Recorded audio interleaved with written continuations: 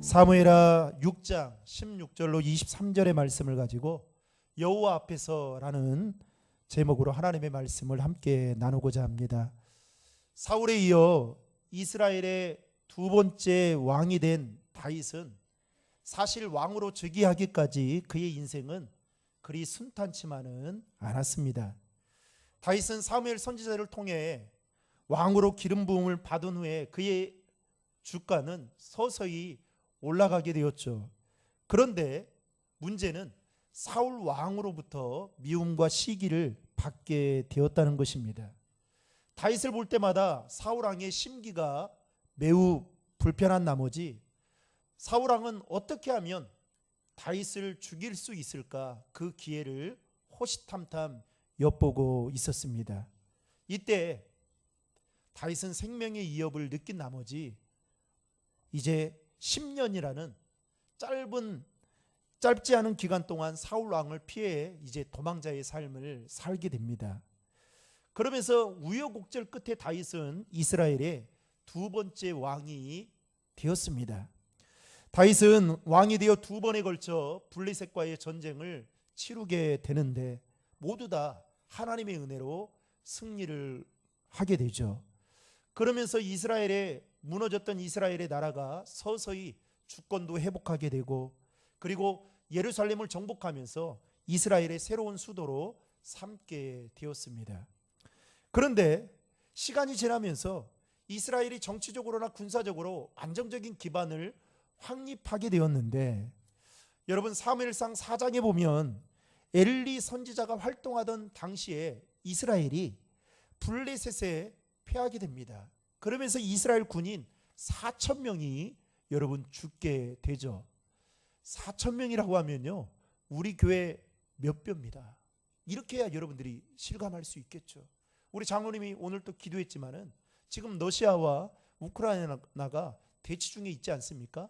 그 일로 인해서 경제적인 그 어려움뿐만 아니라 전 세계가 지금 긴장한 가운데 있습니다.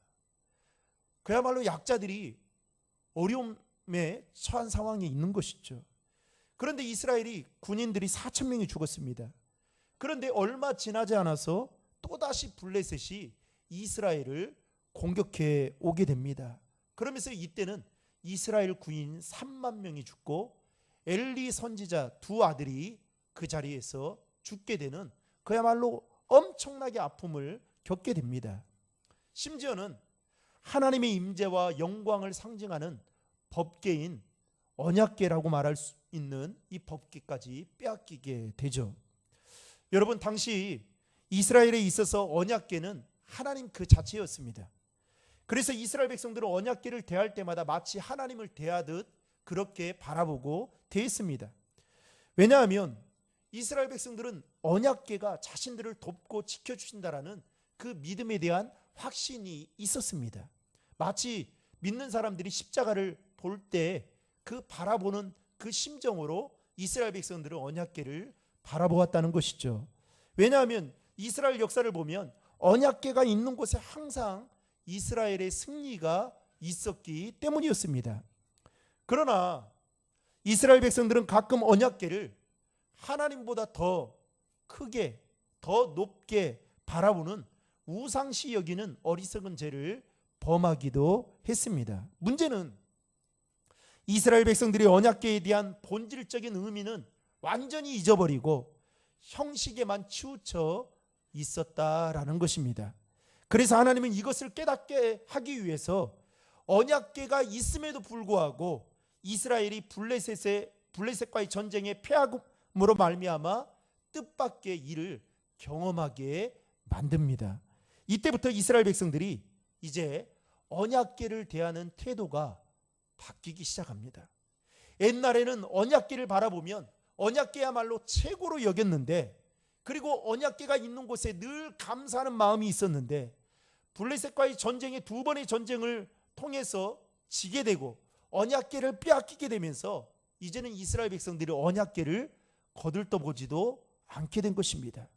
왜냐하면 그동안 언약궤가 자신들을 지켜주고 보호해 준다라고 생각했는데 전쟁에서 패하고 나니까 그 언약궤에 대한 마음들이 싹 사라지게 되었던 것이죠. 결국 하나님의 임재와 영광을 상징하는 언약궤는 기럇예아림 아비나답의 집에 무려 20년 동안 방치가 되고 말았습니다.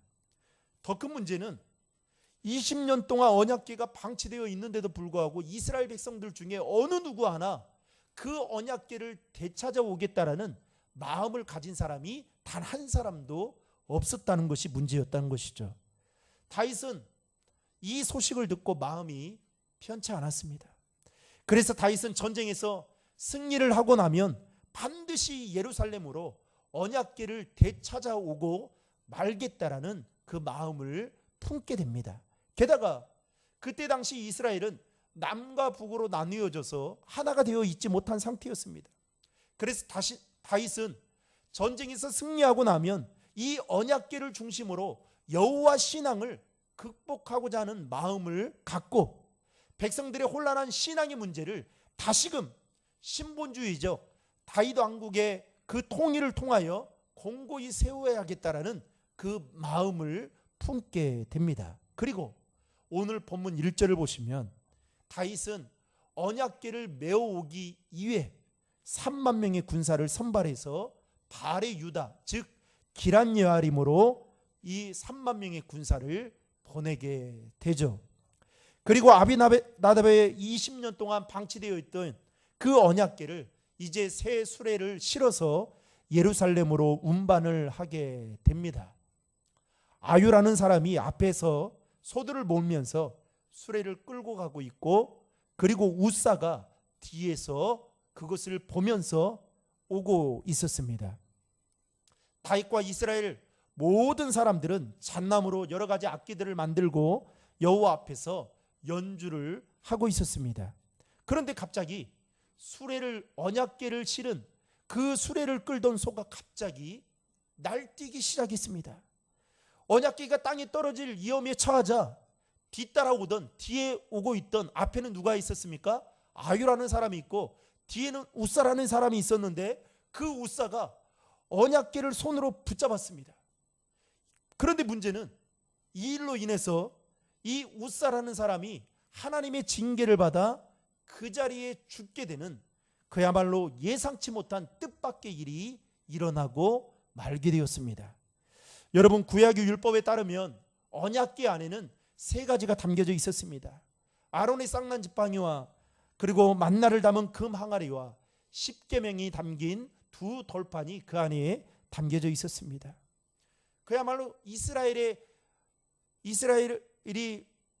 그동안 하나님 앞으로 나아오는 동안에 하나님께서 그들을 어떻게 지키시고 보호해 주시고 인도해 주셨는지 이 세 가지의 상징물을 통해서도 알 수 있는 그 언약궤가 이제 오고 있는데 문제는 수레에 실어 오는데 떨어질 위험에 처하자 우사가 그것을 붙잡게 되었고 그리고 우사는 그 징계를 받아 죽게 되었다는 것이죠. 여러분 당시 언약궤는 수레에 운반할 수 있는 것이 아니었습니다. 반드시 제사장이나 레위인 중에 고앗 자손들만이 어깨에 메고 운반을 해야만 했습니다. 그게 룰이었어요. 그게 기준이었습니다. 특별히 여호수아와 이스라엘 백성들이 가나안으로 들어가기 전에 요단강을 건널 때가 있었지 않았습니까? 그때 제사장들이 어떻게 하냐면 그 언약궤를 어깨에 메고 요단강을 건넜습니다. 또 제사장들이 언약궤를 메고 여리고성을 돌 때에 여리고성이 무너지는 그 놀라운 역사가 일어나기도 했죠. 여하튼 언약궤만큼은 누구도 쉽게 손을 댈 수가 없었습니다. 손을 댄다고 한다면 제사장이나 레위인 중에 고앗 자손들만이 언약궤를 손댈 수 있었던 것이죠. 마치 이런 거예요. 여러분 옛날에 강단에 여러분 쉽게 올라올 수 있었습니까? 아니에요. 쉽게 못 올라왔어요. 신발 신고 올라왔다. 이거는 감히 상상도 못하는 일이었죠. 그런데 지금은 어때요? 그렇지 않죠. 네. 왜냐하면 많이 바뀌었잖아요. 그러나 중요한 것은 뭡니까? 본질이 더 중요한 거죠. 그 마음과 정성이 더 중요한 게 아니겠습니까? 당시 법 조항에는 성물은 정해진 사람 외에는 아무나 만지면 죽게 되어 있었습니다. 그런데 상황이 상황인지라 웃사가 그만 그 룰을 지키지 못했던 것입니다. 결국 언약궤를 운반하는 일이 실패로 돌아가게 되었고 웃사는 그 일로 인해서 하나님의 징계를 받아 죽게 되는 예상치 못한 그 일들로 인해서 다윗 왕이 두려움에 휩싸이게 되었던 것입니다. 그래서 무려 3개월 동안을 언약궤를 운반하는 일을 멈추게 되고 그리고 다시 언약궤가 다윗성에 오는 것을 기뻐하지 않았습니다. 그런데 놀라운 일은 여러분 언약궤가 오베데돔의 집에 3개월 동안 있을 때 잠시 안치되어 있었는데 그 기간 동안에 그의 가정이 복을 받게 되었다라는 뜻밖의 소식을 다윗이 듣게 됩니다. 이 소식을 다윗이 들으니까 어떤 마음이 드냐면 다시 이 언약궤를 운반해서 와야겠다라는 그 시도를 가지고 사람을 보내게 되었던 것이죠. 아마도 추측하건대 다윗은 언약궤를 운반하는 일을 중단했던 3개월 동안 아마 종교 지도자들을 불러 모아서 자문을 얻어서 도대체 이 실패의 원인이 무엇인지를 물었을 것입니다. 그리고 고민하고 깨닫게 되면서 준비하는 시간을 가졌을 것입니다. 과거의 실패를 좋은 경험으로 삼은 다윗은 이제 베옷을 입고 언약궤를 기다리고 있고 언약궤가 다시 다윗성으로 들어오는 것을 보자 이제 기쁘고 감격한 나머지 덩실덩실 뛰면서 춤을 추게 되었습니다. 얼마나 힘껏 춤을 추었던지 다윗은 자신의 옷이 내려가서 알몸이 보일 정도였는데도 불구하고 그것도 모른 채 춤을 추고 있었습니다. 그때 그 기쁨을 가지고 다윗이 지은 시가 시편 24편의 말씀인데요. 이 시편 24편의 말씀은 여호와를 이스라엘의 진정한 왕으로 모시는 다윗의 마음을 여실히 보여주고 있는 말씀인데요. 시편 24편 1절의 말씀을 여러분 화면을 통해 같이 읽겠습니다. 땅과 거기에 충만한 것과 세계와 그 가운데 사는 자들은 다 여호와의 것이로다. 그리고 9절과 10절의 말씀을 읽겠습니다. 문들아 너희 머리를 들지어다. 영원한 문들아 들릴지어다. 영광의 왕이 들어가시리로다. 영광의 왕이 누구시냐? 만군의 여호와께서 곧 영광의 왕이시로다. 아멘. 언약궤가 다윗성 안으로 들어오는 그 기쁨을 다윗이 이렇게 묘사하고 있는데 이 금방 읽었던 시편 24편의 말씀을 축약하면 이렇습니다. 이 세상 모든 것이 다 누구의 것이다고요? 하나님의 것이고 그리고 그분은 바로 만왕의 왕이시다라고 다윗은 고백하고 있는 것을 보게 됩니다. 특별히 오늘 본문 20절 말씀에 보면 다윗이 언약궤를 장막에 안치하고 궁으로 돌아왔을 때에 미갈이 이 다윗이 백성들 앞에서 추태를 부리는 것으로 생각을 하고 그의 행동이 천박하다고 생각한 나머지 다윗을 업신여겼던 것을 볼 수 있습니다. 여러분 20절의 말씀을 화면을 통해 같이 읽겠습니다. 다윗이 자기 가족에게 축복하러 돌아오매 사울의 딸 미갈이 나와서 다윗을 맞으며 이르되 이스라엘 왕이 오늘 어떻게 영화로우신지 방탕한 자가 염치 없이 자기의 몸을 드러내는 것처럼 오늘 그의 신복의 계집종의 눈앞에서 몸을 드러내셨도다 하니. 여러분 미갈은 어떤 사람입니까? 사울 왕의 딸이자 다윗이 자기 목숨을 걸고 얻었던 첫 번째 부인이었습니다. 그런데 이 미갈이 자기 남편 다윗을 향해서 지금 20절 말씀에 보면 뭐라고 부릅니까? 방탕한 자라고 업신여기고 있습니다. 분명히 미갈은 다윗과 살면서 누구보다도 자기 남편인 다윗에 대해서 많은 것들을 알고 있었을 것입니다. 다시 말하면 지금 다윗이 무엇에 관심을 갖고 있는지 또 앞으로 이스라엘을 어떻게 세워가려고 하는지 그의 신앙적인 고민이 무엇인지 여러분 분명히 알지 않았을까요? 마치 제가 무슨 고민을 하고 어떤 기도를 드리고 이것을 저희 집사람이 대충 알고 있듯이 미갈이 알고 있었을 거단 말이죠. 왜요? 밥 먹고 틈만 나면 이런 이야기 하지 않았을까요?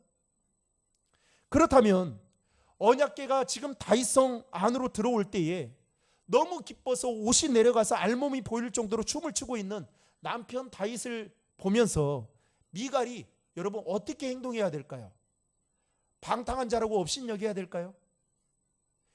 정상적인 부부라면 일단 몸을 가릴 만한 모포를 가지고 와서 얼른 덮어주는 것이 정상적이지 않겠습니까?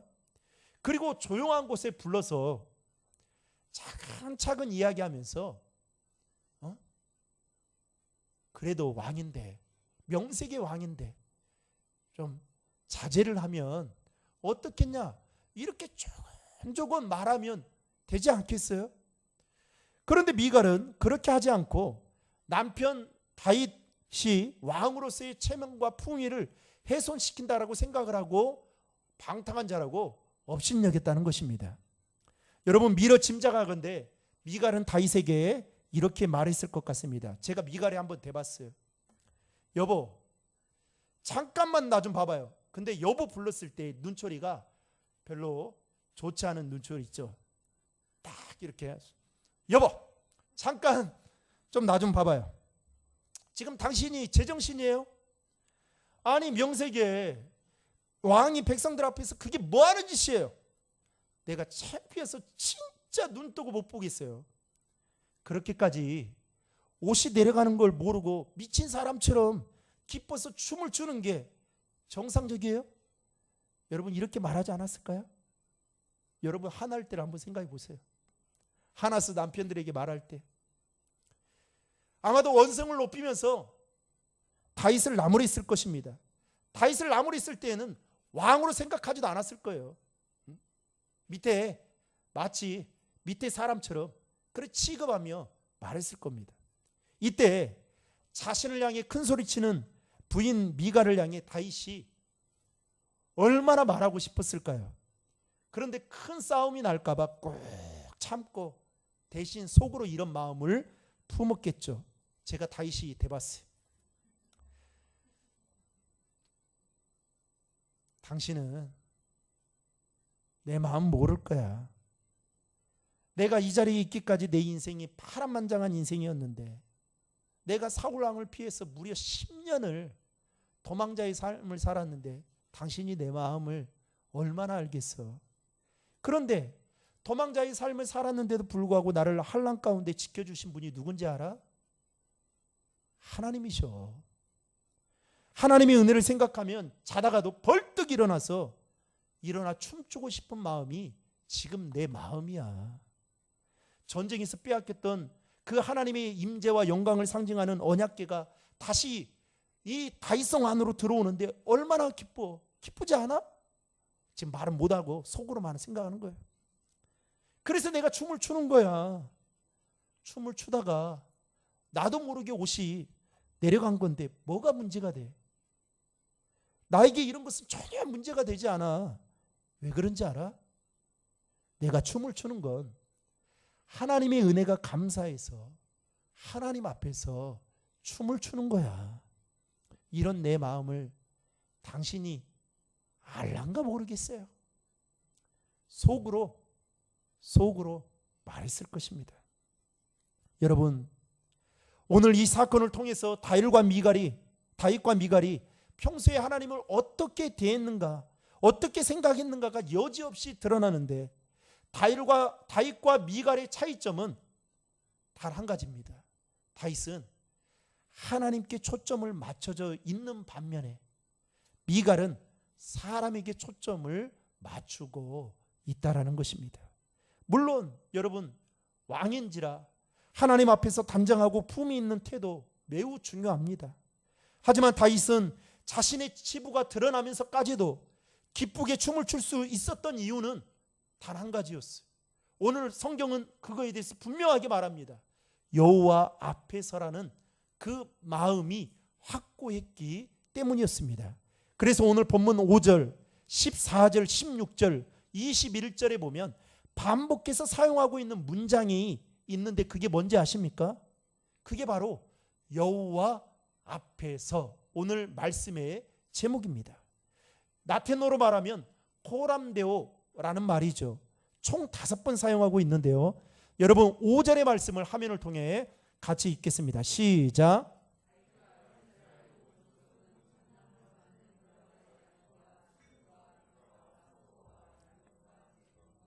여호와 앞에서 연주하더라. 여러분 읽을 때 노란 글씨는 눈여겨보시기 바랍니다. 5절에 보면 그 연주를 하는데 다윗성으로 들어오는 그 언약궤를 보고 다윗과 이스라엘 백성들이 연주를 하는데 누구 앞에서 연주한다고요? 여호와 앞에서 연주하더라.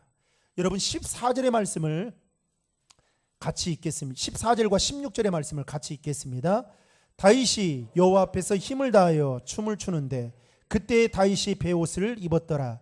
여호와의 궤가 다윗성으로 들어올 때에 사울의 딸 미갈이 창으로 내다보다가 다윗 왕이 여호와 앞에서 뛰놀며 춤추는 것을 보고 심중에 그를 업신 여기니라. 아멘. 다윗이 춤을 추는데 뭐라고 말합니까? 누가 앞에서요? 여호와 앞에서. 심지어는 여러분 21절의 말씀도 다 함께 읽겠습니다. 다윗이 미갈에게 이르되 이는 여호와 앞에서 한 것이니라. 그가 내 아버지와 그의 온 집을 버리시고 나를 택하사 나를 여호와의 백성 이스라엘을 주권자로 삼으셨으니 내가 여호와 앞에서 뛰놀리라. 아멘. 계속해서 다윗이 연주를 하고 춤을 췄던 그 목적이 무엇이었습니까? 여호와 앞에서였다는 겁니다. 라틴어로 코람이라는 이 말은 뭐뭐 면전에 뭐뭐 앞에서 공개적으로 그런 뜻을 이야기하고 데오라는 말은 하나님을 뜻하는 말인데 그러니까 코람데오라는 이 말의 뜻은 표현한다면 하나님 앞에서라는 뜻입니다. 이 말이 처음 사용되었던 것이 요셉이 보디발의 아내의 유혹을 받았을 때 내가 어떻게 하나님 앞에서 이 죄를 범할 수 있습니까? 라고 할 때 여호와 앞에서라는 말이 처음 사용되기도 했죠.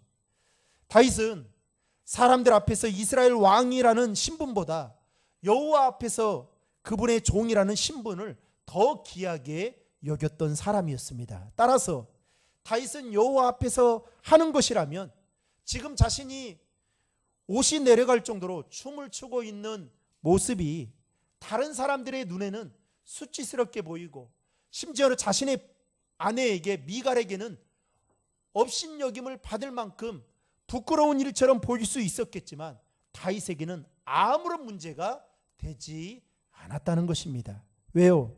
여호와 앞에서 했던 행동이었기 때문입니다.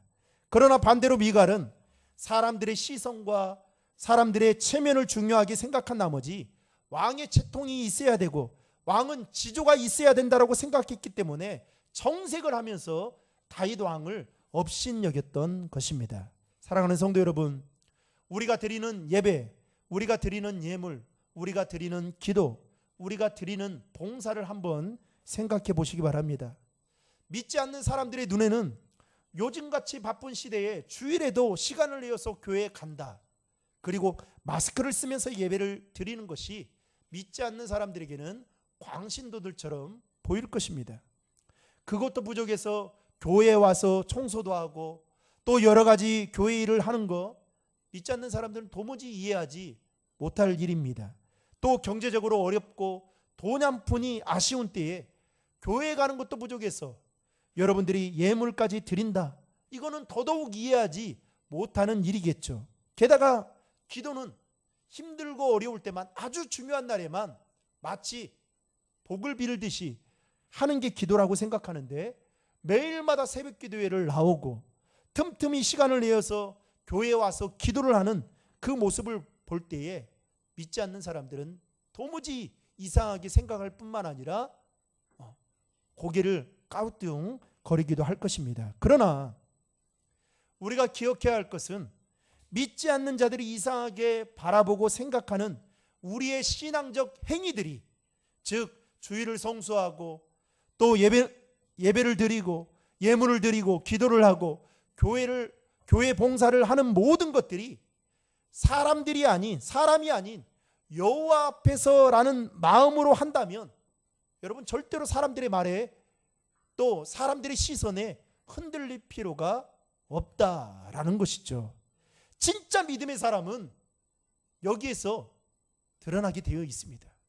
진짜 믿음의 사람은 다윗처럼 자신의 신분이나 체면, 자존심을 먼저 생각하기보다는 먼저 하나님의 영광을 생각하고 하나님을 영화롭게 하는 일에 힘쓰게 된다라는 겁니다. 한마디로 사람들의 시선이나 말에 그다지 크게 중요하게 여기지 않는다는 겁니다. 사랑하는 성도 여러분, 저는 바라건대 저와 여러분들이 삶의 현장에서나 교회 안에서 하는 모든 신앙적인 행위들이 하나님 앞에서 할 수 있기를 주님의 이름으로 축복합니다. 여러분, 그래서 기쁘지 않으면 멈춰야 돼요. 좀 죄송한 이야기지만 여러분들이 신앙생활을 하는데 기쁘지 않잖아요. 그러면 잠깐 멈추세요. 여러분, 기쁘지 않고 하는 일은요, 다른 사람들이 볼 때에도 기쁘지 않게 보입니다. 그리고 기쁘지 않는 것은 은혜가 안 돼요. 여러분, 제가 말씀을 전하는데 막 인상을 막 쓰면서 여러분들에게 전하면 여러분들 은혜 됩니까? 은혜 하나도 안 돼요. 에? 진짜 안 돼요. 제가 막 섬기는데 인상 팍팍 써면서 여러분 그렇게 말하면 여러분 섬기겠습니까? 아니죠. 여러분, 주의 일이라는 것은 정말 기쁨으로 해야 돼요. 근데 그 기쁨은 어디에서부터 시작되느냐? 내가 하나님 앞에서 한다라고 생각하면 기쁨이 있는 거예요. 그런데 사람들의 시선과 사람들을 의식하고 사람들의 말로 인해서 내가 그 일을 하잖아요. 진짜 기쁘지 않아요. 진짜 기쁘지 않는다고요. 여러분, 다윗이 한번 생각해 보세요. 지금 다른 사람도 아니고 자기와 가장 가까이에 한솥밥을 먹는 그 아내인 미갈이 지금 업신여기면서, 그것도 제가 아까 흉내를 냈지만은 그렇게 말을 할 때 다윗이 5장 6부가 여러분 어떻게 했을까요? 아마 뒤틀렸단 말이죠. 저 같았으면 여러분, 아내가 한 사람입니까? 그 당시에 왕이라고 한다면 또 지혜로운 사람, 현명한 사람 또 선택하지 않았을까요? 그런데 다윗은 전혀 이들리지 않았어요. 전혀 아랑곳하지 않았습니다. 왜요? 내가 하나님 앞에서 하는 행동이라고 생각했기 때문에 그렇습니다. 여러분, 제가 설교하다가 갑자기 설교하는데 이 남대문이 열린 거예요. 열린 거예요. 근데 누가 봤어요. 그냥 막 킥킥킥킥 웃어요. 그러면 부끄러워할 수 있겠죠. 또 부끄러워해야죠. 그리고 앞으로 더. 그래서 얼마나 감사한지 모릅니다. 이 목회자 가운이 길어서 전혀 보이지 않잖아요. 보이지 않잖아요. 언젠가 제가 부교육자로 사역을 하는데 그 전도를 하다가 그 전도하는 그 지역에 쓰레기가 있길래, 그 담 너머에 쓰레기가 있길래 제가 그 담을 넘어가지고 쓰레기를 줍는다고 펄짝 뛰어넘었습니다. 근데 갑자기 양복을, 그 성도님이 선물로 사준 양복이 3개월밖에 되지 않았거든요. 그 양복 밑에가 쫙 찢어졌습니다. 그 순간 옆에 있던 우리 권사님, 집사님들이 그 소리가 컸기 때문에 보게 된 거예요. 엉덩이 쪽이 쫙 찢어진 거예요. 그거는 뭐 깨면서 입을 수 없는 상황이 돼버린 겁니다.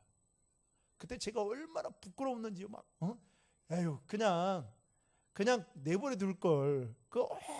보이지도 않고 그 담벼락에 있는 그 쓰레기, 하단에 있는 그 쓰레기, 그냥 내버려 둘 걸 계속 손대 가지고 양복 다 버리고 그 양복 찾으려고 해도 없더라고요. 그걸 버렸어요. 결국은. 얼마나 부끄럽습니까? 그러나 여러분, 반대로 생각하면 하나님 앞에서 하는 일이었기 때문에 뭐 순간은 부끄러울 수 있지만 뭐 또 그때 또 다른 그 일이 또 다시 벌어진다면 할 수 있지 않겠어요? 사랑하는 성도 여러분, 다윗은 왕의 신분이었음에도 불구하고 여호와 앞에서라는 이 믿음과 마음을 갖고 있었기 때문에 다른 사람들의 시선을 의식하거나 아니면 자신의 아내의 말에 전혀 동요되지 않았다는 것입니다.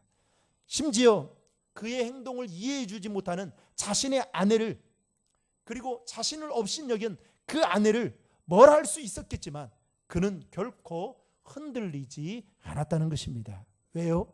여호와 앞에서 했기 때문에 그렇습니다. 사랑하는 성도 여러분, 바라건대 이 믿음이 저와 여러분들에게도 있기를 주님의 이름으로 축복합니다. 우리의 신앙적 행위는, 우리의 일주일의 삶은 여러분 다 하나님 앞에서 살아가는 거예요. 그래서 어떻게 해요? 눈에 보이지 않지만 하나님이 나를 보고 계신다 생각하고 하나님 앞에서 거룩하고 정결한 삶을 살아가는 것, 이 믿음이 저와 여러분들에게 있어야 된다는 사실을 기억하시고 이 믿음으로 한 주간을 살아가는 저와 여러분 되기를 주님의 이름으로 축복합니다.